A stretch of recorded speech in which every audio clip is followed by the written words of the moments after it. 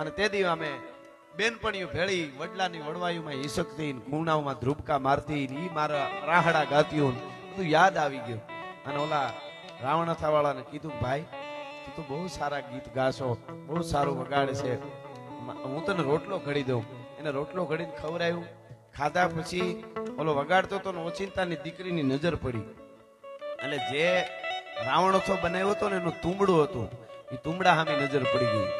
એટલે તુંબડું જોઈને એને કઈક અણહાર આવી. એટલે કીધું કે આ તુંબડું બહુ સરસ છે, ક્યાંથી લીધું ભાઈ? તો કઈ તો એક ગામમાં હું ગયો તો ડોહીમાં મને આપ્યું. કયું ગામ? ભાદરવો મહિનો હતો, ફલાણું ગામ. એક ડોસી હતા, એનો દીકરો, દીકરાનું નામ આ, ડોસીનું નામ આ.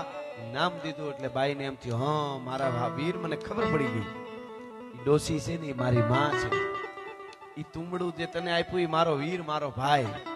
12 વર્ષથી મારાથી પિયર નથી જવાનું, પણ તુંબડું અહીંયા સુધી આવ્યું મને મળવા માટે, ભાઈનું વાવેલું તુંબડું. હા, અને બેન પછી શું કહે છે કે હવે આને ફોને મટાવવું છે, મારા પિયરથી આવેલા ઘરેણા હું તને આપું ને એમાંથી આને મટાવી દેવાનું છે, એમનેમ ન રહેવા દેવાય. ભાઈ બહેન નો પ્રેમ, પિયર નો પ્રેમ, સંસ્કૃતિ જબર દીકરી. વર્ષો પહેલાનું આપણું ગીત, 2 કડી. આજની વાવે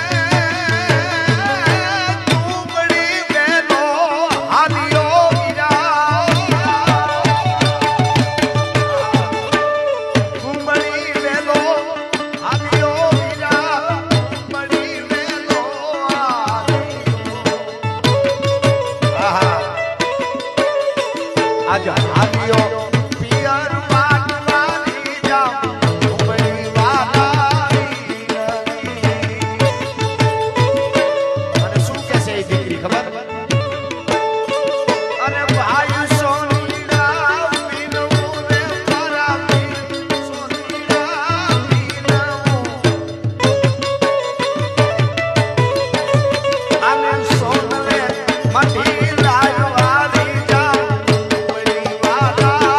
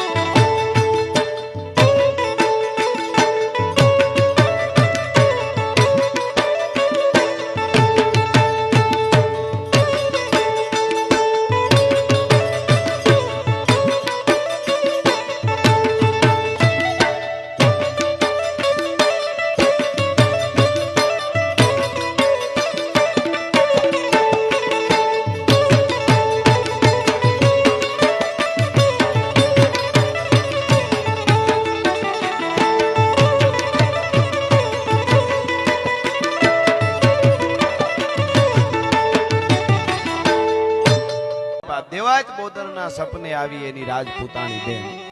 એટલે નવઘણના માં એને સપનામાં આવ્યા કે તમારા નવઘણને ભાઈ તમારા દીકરા ઉગાને સ્વર્ગની ગાદીએ બેહાર દીધો ને મારો નવઘણ હજી ઢોરા ચારે છે.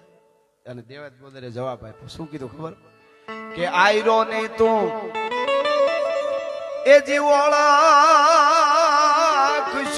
પેલી તને વધુ શું બોલું વાત.